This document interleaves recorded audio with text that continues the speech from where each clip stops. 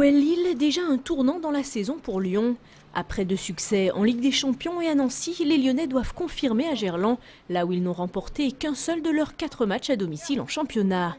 17e de Ligue 1, l'OL doit surtout prendre des points pour ne pas être définitivement décroché. D'autant plus que samedi, Marseille, Bordeaux et Paris se sont tous les 3 imposés. Quant à Claude Puel, son avenir à Lyon reste toujours aussi flou, puisque Jean-Michel Aulas a repoussé l'ultimatum au 27 octobre, après le match de Coupe de la Ligue face au PSG. Je pense qu'après Paris, il y a Rennes, donc ça risque de décaler encore un peu. Et...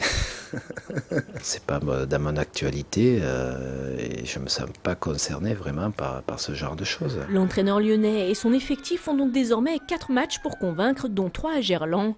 À commencer par la réception de Lille, 6e de Ligue 1, et invaincu face à l'OL depuis 5 rencontres.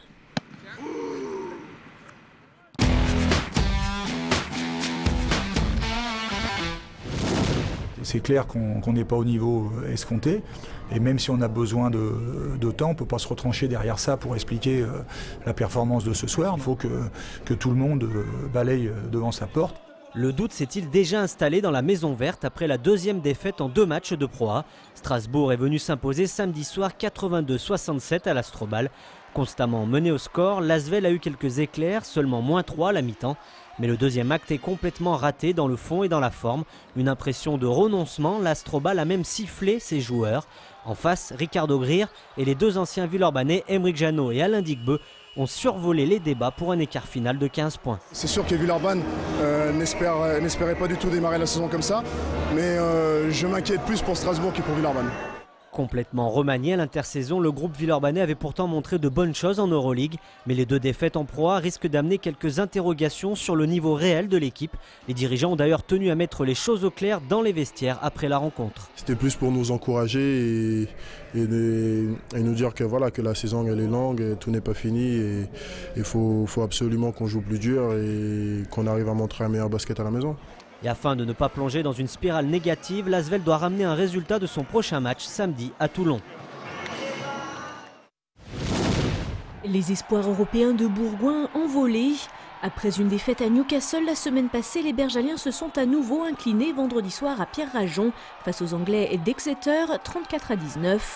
Les Ciel et Grenats, avec un seul point dans cette compétition, sont derniers de leur poule et ont donc compromis leur chance de qualification. On peut dire déjà que le challenge peut faire ni plus ni moins une croix dessus parce qu'en ayant perdu chez nous, vu la poule qu'on a, ça va être difficile. Mais la priorité bergalienne est ailleurs. Le CSBJ va maintenant pouvoir se consacrer exclusivement au top 14 et surtout au maintien. Le challenge européen aujourd'hui c'est fini. On n'a qu'une chose à penser, c'est le maintien du club. Je pense que la situation où on est, avec le nombre de blessés qu'on a, et je crois que de courir qu'un seul lièvre, ça ne sera pas plus mal. Le challenge, est-ce que c'était notre priorité? Peut-être pour le côté financier des choses, mais après, il ne faut pas se voiler la face que notre priorité, ça va être le top 14. Et aujourd'hui, il ne faut rien lâcher, quoi. Il ne faut rien lâcher, parce qu'aujourd'hui, c'est un peu notre raison de vivre à Bourgoin.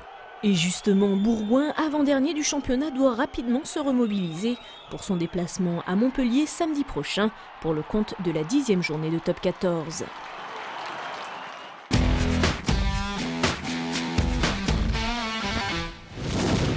C'est un Marseille PSG du foot, c'est un Stade Français Toulouse en rugby.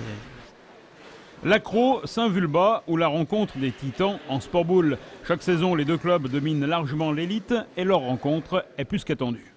C'est la première place de la poule qui est en jeu, mais il suffit d'être dans les 3 premiers pour après disputer les demi-finales et la finale s'il y a lieu. C'est une équipe difficile à manier dans son boulodrome. Au jour d'aujourd'hui, qui est certainement le club numéro 1 en France. Donc ça a une faveur particulière chaque fois qu'on vient ici. Mais pas plus de peur que ça, quoi. Tous les joueurs se connaissent, donc se respectent. Arrivé à la Croix-Rousse avec le costume d'outsider, Saint-Vulbas est reparti malgré tout avec la victoire en poche 28-31. Du coup, l'Accro dégringole à la 2e place. Un vent de révolte souffle déjà sur la colline des Canuts.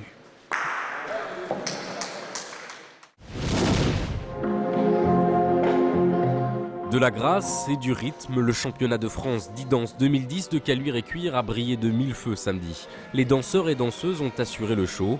Évalués par des juges venus de toute l'Europe, près de 60 couples se sont affrontés, des juvéniles aux seniors.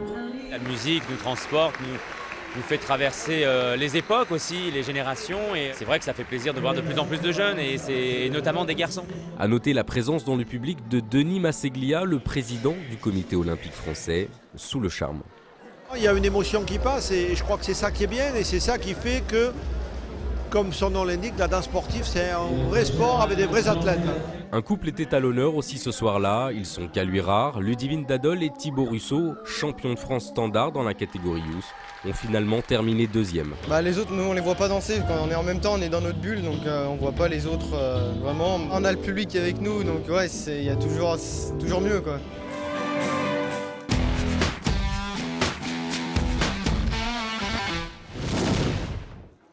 La traditionnelle traversée de Lyon en kayak au départ dimanche matin de la passerelle Masaryk. Et cette année, le froid était au rendez-vous. 400 participants sur les 1000 espérés ont bravé les conditions météo. Certains sont même venus des 4 coins de la région. On est venu avec le club du Bourget du Lac en Savoie. Et donc c'est une équipe, on s'est fait passer le message.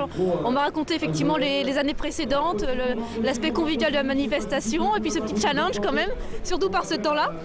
Qu'ils soient champions internationaux ou pratiquants occasionnels, tous ont traversé la ville d'un point de vue original.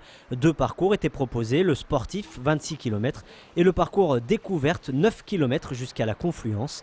Organisé par le club Lyon-Oulin-La Mulatière, cette 51e traversée de la ville est une préparation idéale pour le marathon de l'Ardèche. Quant aux pagayeurs du dimanche, ils ont apparemment bien apprécié la journée. C'était énorme, fantastique.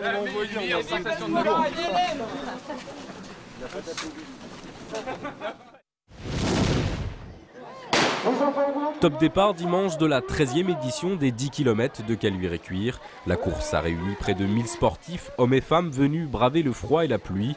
Le tracé consistait à faire 2 boucles dans les rues du centre-ville avec une arrivée au stade Pierre-Bourdan. Très vite, une poignée d'hommes a pris la tête de la course. Ils ont été 5 tout le long du parcours.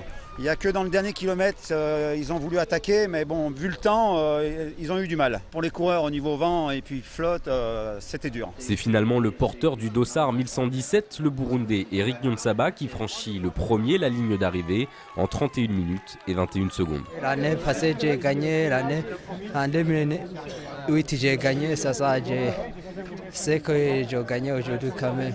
3e victoire pour Nyonsaba à Caluire. Depuis 2008, il détient même le record de la course pour les hommes, 29 minutes et 45 secondes.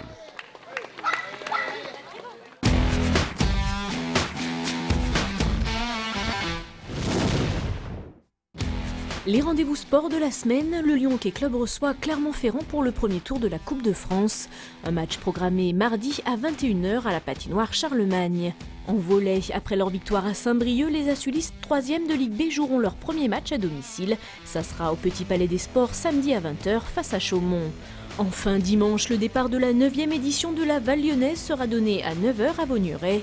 2 parcours de 15 et 26 km attendent les amateurs. C'est la fin de cette émission, notez l'adresse mail du Club des Sports. Vous avez maintenant la parole pour le temps additionnel. Je fais une dédicace à ma chérie Elisabeth.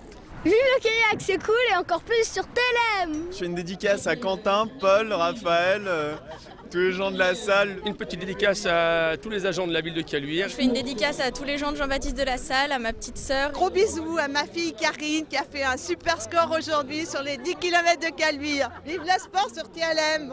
Une petite dédicace pour tous les enfants de Caluire. Et vive le sport sur TLM.